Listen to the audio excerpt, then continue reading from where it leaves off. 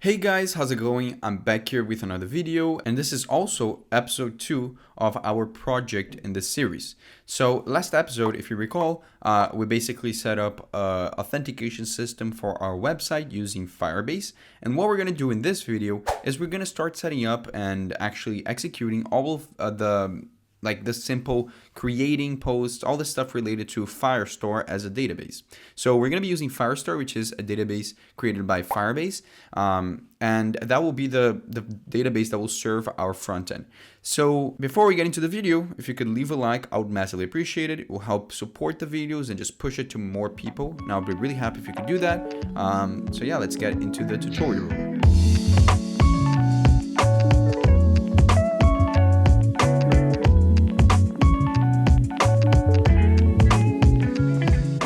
Okay, everyone. So like I mentioned, we want to start setting up the database for our system, right? Our Firebase console. And in Firebase, we have this thing over here. If we go to our console and we go to project overview, we have a lot of stuff, right? If we click on the build thing over here, it shows every service that we can use. And one of them is the Firestore database. This is a very simple to use database that Firebase provides to us, and it's really simple to set up as well. In order to set it up, you just click on create database, then it will start just giving us a bunch of options. The first one is if we want to use it in production mode or in test mode, and I'll explain to you guys what the difference between them.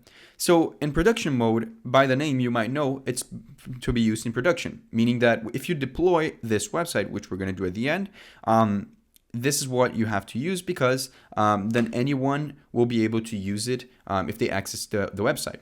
Test mode is quicker to set up, but it requires that after 30 days, you set it to production or else you'll lose access to it. So in our case, the one that we want is the production mode. Obviously, it doesn't matter. If we choose the production mode right now, I'll show you guys immediately how to set it up for production to work. But we'll choose this for the case of this course, and we'll click on next. Then it tells you to choose which Firestore location you want to choose. So what happens is your database is going to be hosted somewhere, right? Somewhere around the world. Depending on where you are right now, you should choose the region that is closest. And Firebase provides you with like a bunch of different options, as you can see. So choose the one that is closest to you. In my case, it would probably be something like North America West. I'm not seeing it there, so I'm just going to choose the North America Central one because it will have just a quicker connection to the database. Then I'm going to click Enable, and it will start creating our Firestore database. Okay, so now that it finished creating the database, we have this thing over here, which we are able to create what is known as collections. So Firebase, Firestore in this case, is a document-based database. So it's no SQL. So what we do is whenever we want to create a new table, or what is known as a table in a MySQL or SQL database, it is called a collection in this case, right? Similar to MongoDB for those who are used to it. So in our case, we're gonna have this little app over here, right, where you're able to log in with your accounts and create posts. So the first actual table that we want is the one for the posts that we're going to create. Now, why aren't we creating a table or a collection for users? Because that is already handled in our authentication part, right? So all we have to do is start a collection and give it an ID. So an ID would be, as you can see over here, something like users, posts, comments, likes, whatever we want. In our case, we're going to write over here posts because it's a post that we are creating, right? Then I'm going to click next, and it will ask for us to kind of define the initial structure of our table, right? So we're just adding the first document to this collection. Document is just an entry, similar to just a normal entry inside of your table.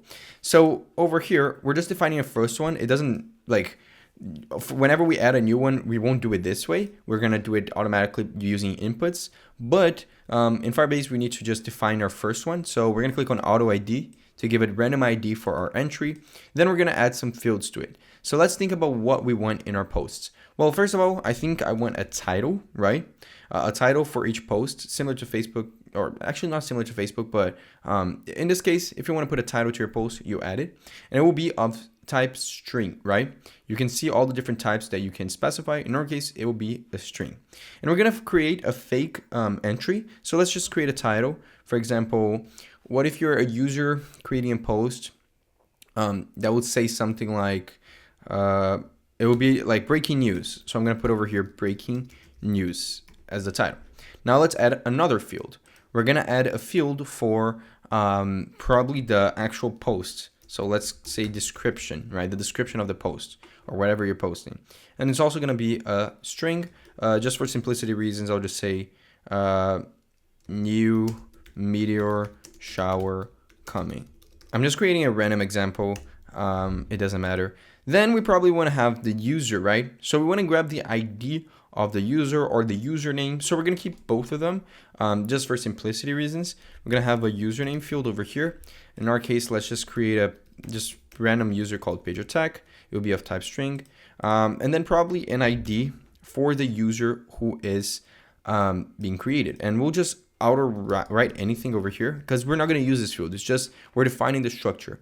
And when we click save, you'll see that now we have a collection called posts with a single document with this ID, and the document looks like this. It looks like an object, right? And each type, each field has its own example. Now, obviously, we're not going to use this, but I'll just keep it here for now, just for example purposes. But we just created our first collection in our Firestore database. So what we want to do now is we want to integrate that inside of our code. So what I want to do is I'm going to click over here and login, and I want to sign in with Google, and we're going to choose this one over here. So I'm going to click on the account. It's going to log in. Keep in mind that sometimes the image doesn't load for some reason with Firebase. It's happening to me sometimes, but it just starts working after a while. If that's happening, don't worry. It's usually, I believe, because your project is kind of dormant. But if you publish it, then it wouldn't happen. But that's just my guess. So over here, we just logged in with our account, right?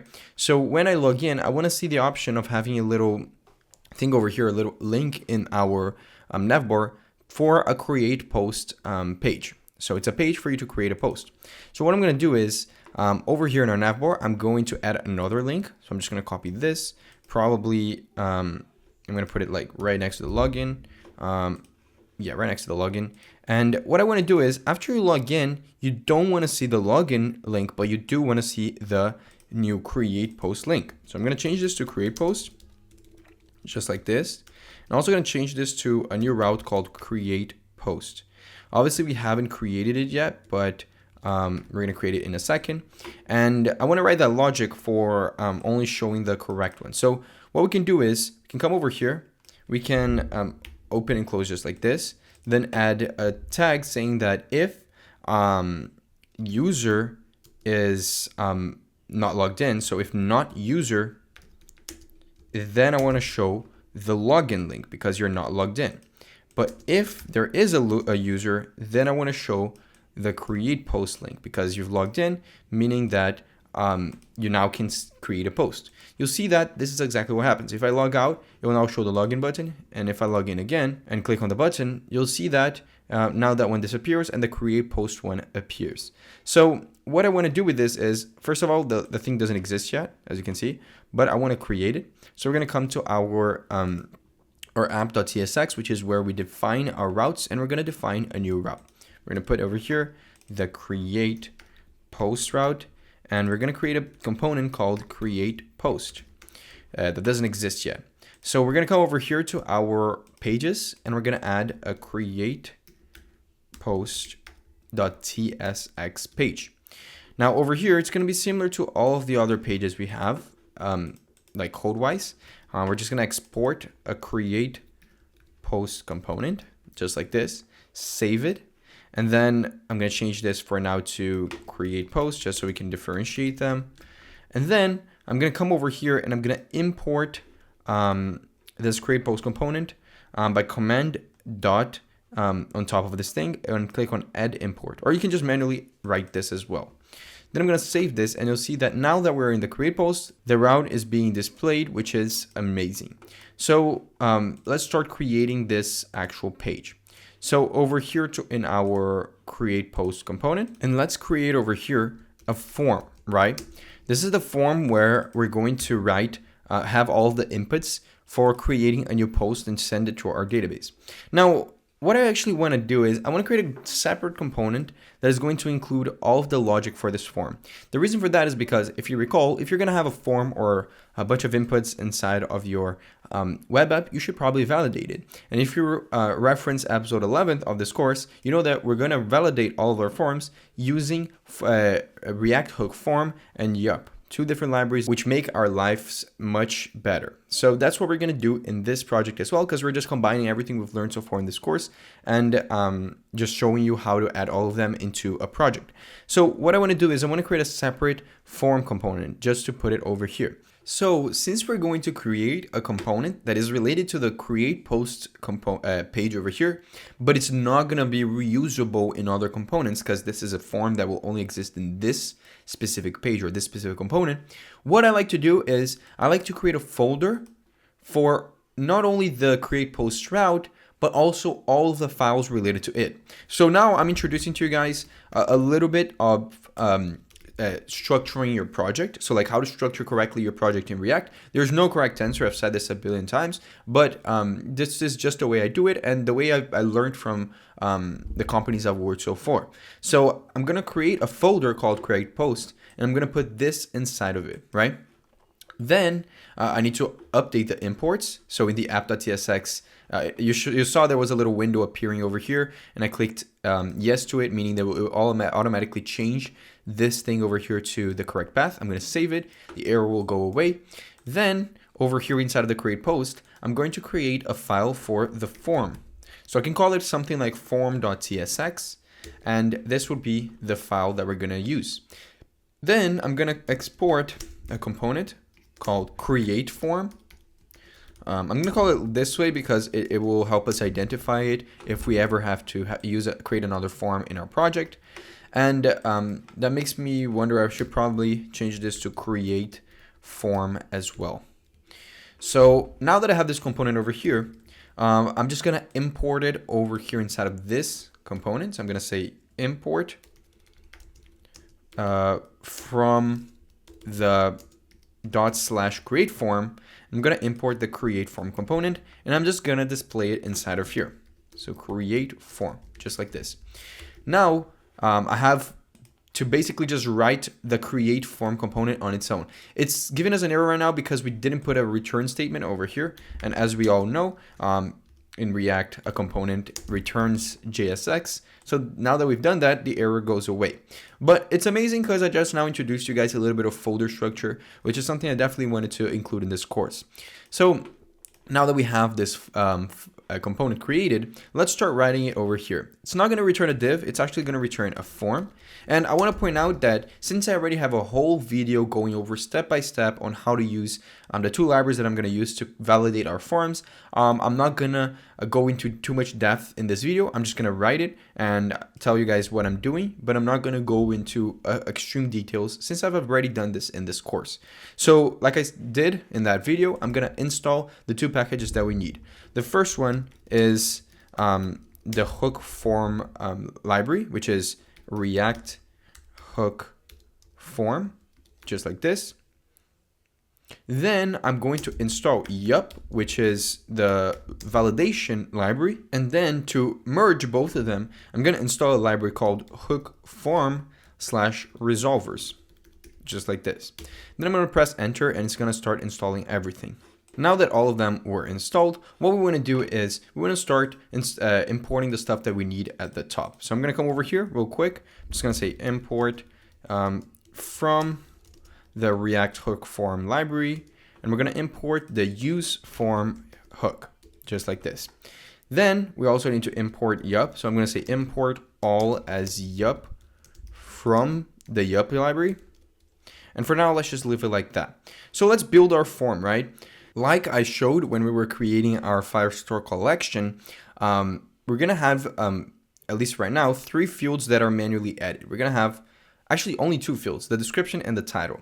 So technically, for now we can do it this way. Yeah, technically we're just gonna need two inputs and a button inside of our form. Pretty simple. So we're gonna create that right now by coming to our form and adding an input over here, just like this, an input. Then we're gonna close this and we're gonna add a placeholder for this. This one will be the title. So I'm just gonna add title, 3 dots, just to identify that this is the title for the users using our platform. Then what I need to do is I need to create the other input, which is similar to this one, but it will just say description, just like this. Now we're gonna create our button, which we're gonna be putting down here. And the button, actually it's not a button, sorry about that, it's not a button, it's an input, right? It's an input of type submit. This is important because or else it won't work with the React Hook form library. So we're gonna say submit, and you'll see that we have our little form appearing over here. Again, ignore any CSS. I'm gonna add some CSS maybe at the end or midway through the video, but for now, let's just keep it this way. Then I'm gonna come over here and I'm gonna add the yup definition of our schema. So with yup, we can come over here and just create a variable called schema, like we did before. Schema will be a yup object that will have a shape defined by the object that we define over here. So what exactly will be the shape? I'm gonna zoom in a little bit just for now so you guys can see it better, but the shape will include two things, a title, just like this, which will be of type yup.string. So we're specifying that the title, whatever the user inputs, has to be a string. Also, we're gonna make it required because we don't want you to be able to create a post without a title. So we're gonna come over here and say that you have to have something typed in the input for it to work.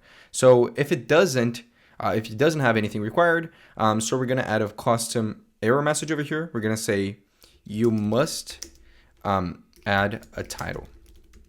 So if someone tries to write something, try to submit this form without writing a title, this little error message will appear when we combine all of the stuff necessary for this form to work. Then we're gonna come over here and add a description field. And it's gonna be exactly the same as this, but we don't want this to be an input because it's a description, right? It can be a large post. Imagine those very large Facebook posts. So an input is very small and we don't want to be continuously typing on this simple thing. We wanna have an actual text area. So we're gonna change this from input to text area, just like this. And you'll see that it will now change. It's a big text area that you can even resize if you want to.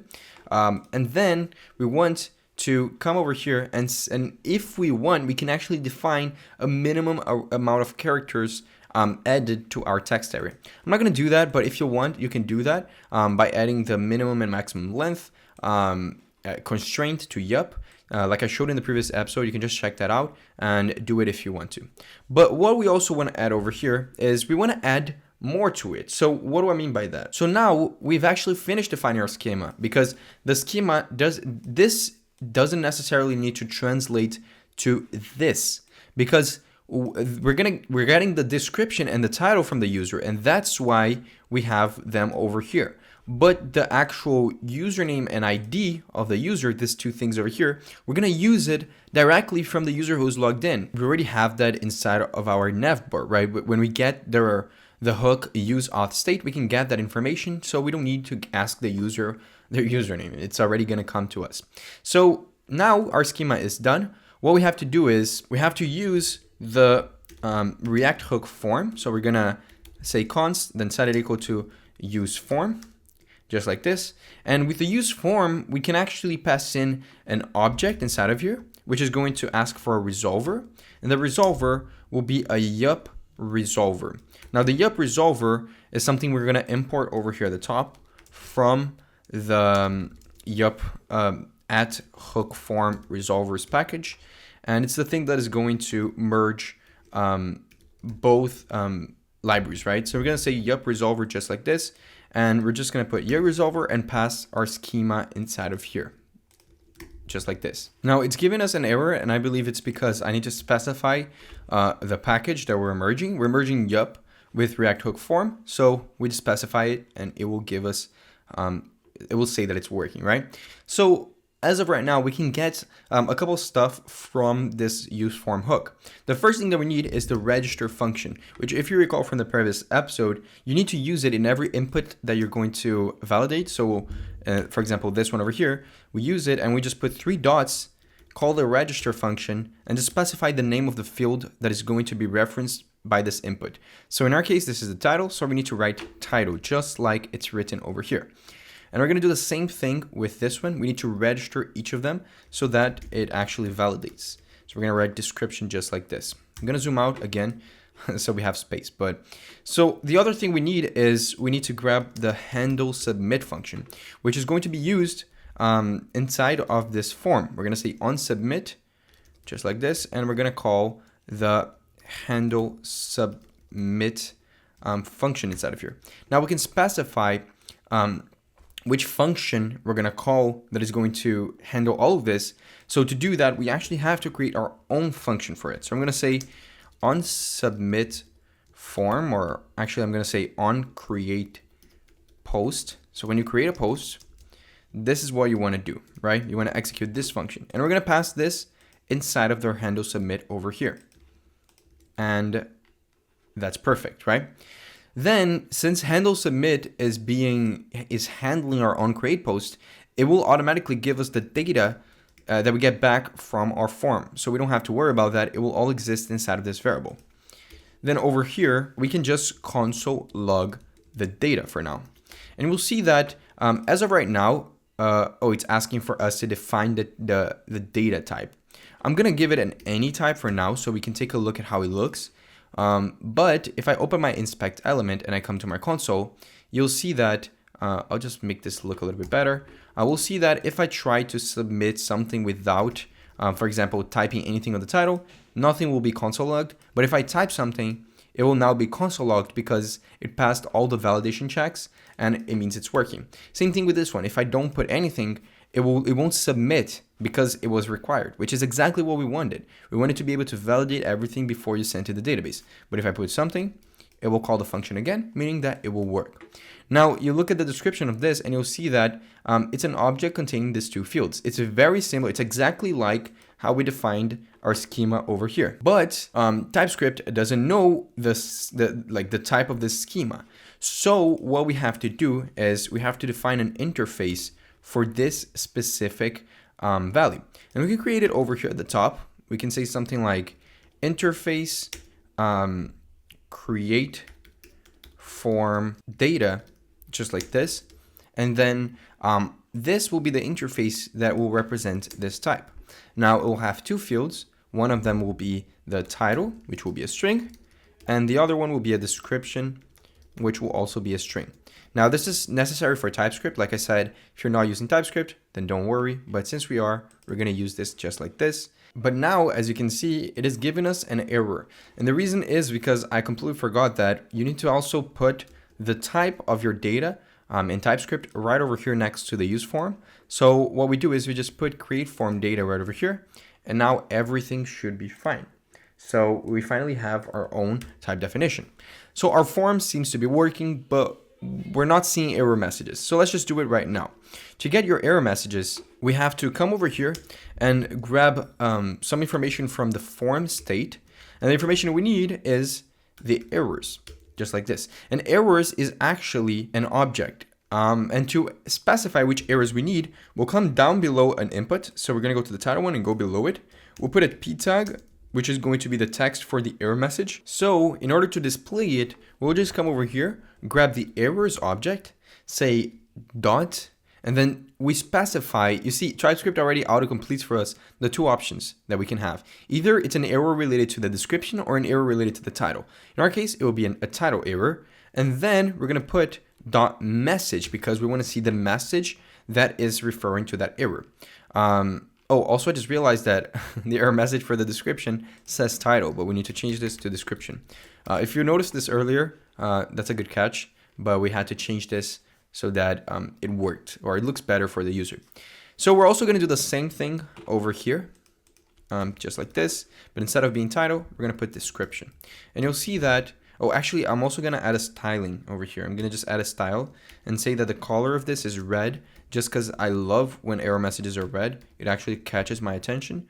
So I'm going to do this for both of them, and it should be fine. So let's test this out, right? We have our little form over here. It's looking good. We're going to open our inspect element, and we're going to just check to see what happens if we try to submit something that actually has both, like it doesn't fail any validation. You'll see that it works. We received that, right? And that's expected. You should be able to create a post that looks like that, although it's stupid. You should, right? But if you remove the description, for example, it will automatically tell you, bro, you need to add a description. So you should start adding. What if you remove a title? Same thing. It will say you must add a title, which is amazing. And if I try to submit, it won't even console log because the function is not being executed. So this is the kind of validation that we want to have in our app. It makes it better for users to use the app because they're able to look at the errors and understand what's happening, which is amazing. So now that we have finished up with all the validation, let's write the code that is going to grab this data and send it to our form, our actual database, right? So in order to do that, what we're going to do is we're going to first come to our config file for Firebase, because we need, similar to how we had to initialize a connection to the authentication service, we have to do the same thing for Firestore. So to do that, what we're going to do is we're going to come over here and we're going to import from Firebase, just like we did with the auth one, but instead of saying /auth, we're going to say /Firestore, just like this. Now with Firestore, similar to the get auth, we're going to say get Firestore function, just like this. And what we're going to do is down here at the bottom, we're going to create a variable called DB or database, whatever you want to call, and we're going to set it equal to get Firestore and export this and put our app over here so that we can tell our app that we're going to be using Firestore. Now we want to come to our create post again. So I'm going to come to the create post component, and over here, oh, it's the create form actually. And over here, what I want to do is I want to add the stuff related to sending the data to Firebase. We're going to do all that inside of the onCreatePost function. So on this one over here, we're going to have to use some stuff that we're going to import. So I'm going to come over here at the top and I want to import from the actual Firebase /Firestore package. And we want to import two things. The first is a function called addDoc, and the second one is a collection. So addDoc is a function that you call when you want to add a document to your database, right? So a document is, like I mentioned, a new entry inside of your collection. So when you call the addDoc function, it will just create a new entry, which is exactly what we need. And the collection over here is actually a function that is used to specify which collection we want to add a document to. So if we had multiple tables or multiple collections in our database, we'd have to specify which one we're referring to. So we use the collection function. So we're going to do that right over here, probably right above this. We're just going to say const, and we're going to create a variable that is going to be a reference or a ref to our collection. So we're going to call it posts ref, something like this, and we're going to set it equal to the collection function. Then we have to specify which database are we using, right? Now the database that we're using is the one that we connected from the config file, right? The variable we just created. So I'm also going to import at the top from our config file. So I'm going to say go back twice, then go back twice again, go to the config folder, and then go to Firebase. And then we're going to import the DB that we created in that file, just like this. Now we're going to pass this DB as part of our collection just over here. And then we need to specify from this database which what is the name of the collection we want to reference. It's posts. So we need to write here posts, just like this. Now we have a reference to that collection. So inside of our onCreatePost, instead of console logging the data, what we need to do is we want to call the addDoc function.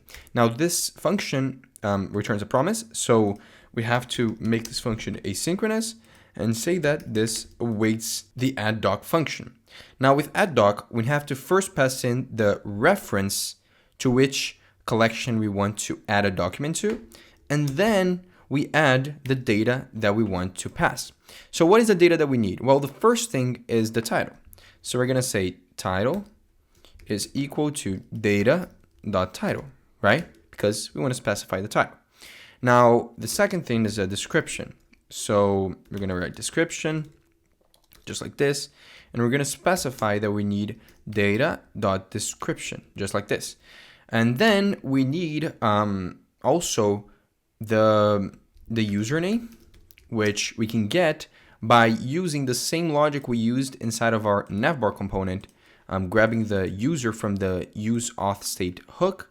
We're going to do this right over here at the top, and we're going to import all the necessary stuff. So we're going to import this from the library. We're also going to import the auth variable from our Firebase config. And now we can use user to grab the usernames by saying user.username or I think it's display name, right? Then we also need the ID, right? So the ID will be very simple. We'll just say user.uid. UID is the ID used by Google for that specific user, and that's the one we're going to be referencing inside of our database. Now, one little JavaScript trick I want to show you guys is, since data will only include title and description, instead of defining it this way, we can actually just delete this and say that we want this, like the object, to contain all the fields in data.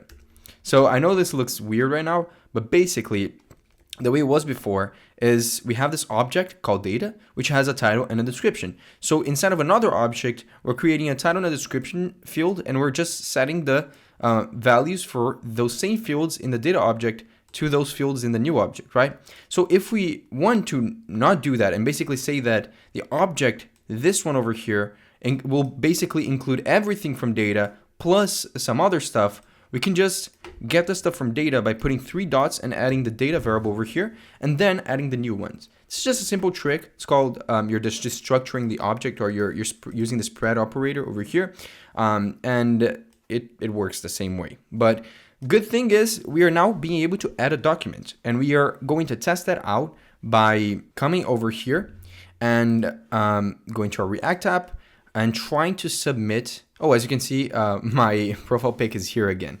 But yeah, that's basically it. We're going to try to submit a new document. So I'm going to create a fake one over here. We're going to call this my dog. Imagine you're writing a post on Facebook about your dog, right? And I'm going to say, my dog is really nice. He has 4 legs and runs around. I'm just making stuff up, but it's just an example. It satisfies the conditions we created, right? We put stuff for both inputs. So we're gonna click submit. And right now, we didn't see any confirmation, right? We're gonna add some stuff that will happen after you click submit, but we don't know if it's submitted or not. The only way to check it is by coming here and refreshing our page. When we refresh our page, we should see that there should be another document over here, but clearly there isn't. And the reason for this is because if you recall in the beginning of the video, when we were creating our database, we chose to actually set it into production mode.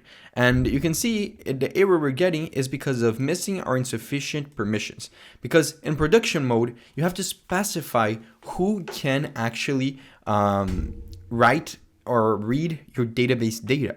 So that's in order to make it safer, so that only you can specify who can do that kind of stuff, right? Right now, no one can, because if you go to this rules thing over here in our Firestore database, there's this little piece of code which is basically telling Firebase that the only ones who are allowed to read or write are no one, because false will always be false, right? If we wanted to make so that everyone can read and write, we'll put true, then we'll click publish, and you'll see that now if I click submit and I come over here, now it works, right? It has the data that we submitted. But we want to actually be able to specify that some users can read, some users can write, some users can do either of those. So the way we specify that is, for example, I only want to allow users who are to write to the database if they are who they say they are. So how would I do that? Well, I'm going to say allow a user to write into this database if the request, now this variable request comes with Firestore, they handle everything, but it includes some interesting things about the request being made. The first thing is it includes the authentication. So it will know which user submitted this request. And we can basically check that first.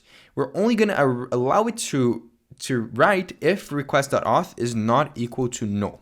That's the first thing. But not only that, but we'll also want the request.auth.uid to be equal to the request.resource.data.id. Now, what does this mean? Well, the ID over here is the field inside of our document that we're adding, right? And it refers to the ID of the user who is logged in. I just noticed that it might get a little bit confusing because in our posts database, this one over here, right? We have an ID for the post, and then we have a field called ID, which isn't related to the post one. It's actually related to the user. So that might get a little bit confusing. So what I want to do is actually want to change that. I want to call this user ID, or yeah, user ID, something like this, probably a capital I, instead of what we had before, just because it will make it more clear. And since we did that, we have to change it in our rules over here so that we're saying that the user ID from the data is the one that we're trying to compare with our auth ID. So we're just checking to see if you're the person who is logged in and trying to actually send the data, right? So we're going to click publish and we can test to see if this is working. So how are we going to test this? Well, first of all, I want to delete the 2 other documents that we have because they are not matching the correct standard because they still have the ID field and now it should be called user ID. Then I'm going to come over here and I'm going to just say something like, try to submit this again, right? And it should work right now because I am logged in into my account and I am the user that I'm creating the post for. So I'm going to click submit, and over here, you'll see that automatically we have our submission, right? We have our thing being shown, which is perfect. But now let me try faking this and like changing the user ID that we send in the document. What this will do is basically the UID of the user logged in is still the same, right? I'm still logged in as Ted Mosby, so that won't change. But what is changing is the user ID that we're trying to create our document with. So that the rules should check to see if they are the same, and if not, it shouldn't allow us to submit. So I'm gonna basically just come over here, click submit again, and as you can see, it doesn't go through because it doesn't allow. It's as if I was trying to create a document or a post for someone who I'm not, right? For account that I'm not logged in, which makes our website way more secure. Now for reading, we can actually add another allow over here. And for reading, I don't think we have to only be reading the posts that we created. So it doesn't make a lot of sense, but I do think you should only be able to read posts if you're logged in. So I'm going to delete this condition over here, but I'm going to leave this one over here that says that you can only read if you're authenticated. So if request.auth is not null. Also, there's delete and update because you're able to delete and update. We're going to do that later. So I'm going to add a delete and update here as well. I think you should only be able to delete and update posts if you are the user who created that post. So I'm going to put them right next to write. And this is how you write your rules in Firestore. It's actually pretty cool. There's a lot more you can do, but I find it really interesting. And it makes your thing way more secure. But as you can see, we're now able to create posts inside of our project, and it's looking really cool. Now, in the next episode, I'm going to add reading everything and displaying everything in our homepage. I'm also going to add right now all the CSS for this page, and I'll be back in a second just showing. I'm not going to show me writing the CSS like I've been doing in this course.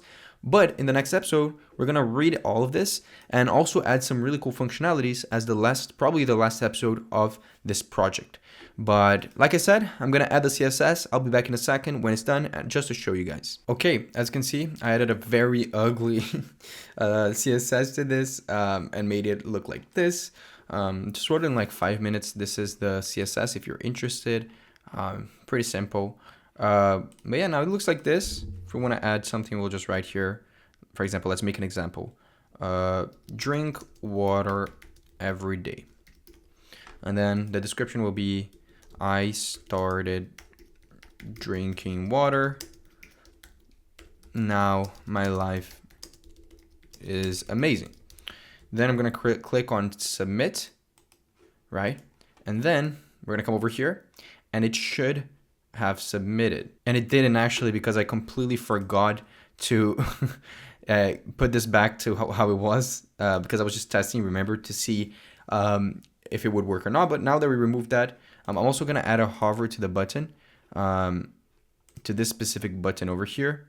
We can just put over here a class name and say submit form button, and then just come over here really quickly and say dot submit form, and then say hover, and then I'm just gonna say cursor is equal to pointer. That's just something I like to do always. And obviously I need to put this over here, and we'll check this if it works. And I just have to click delete. Also, this should be with a capital F. Then save this, then just come over here and you'll see that we have a little hover, right? Then I'm gonna click on submit and we can check to see if it works. And as you can see, it did. It appears over here, the post that we just created.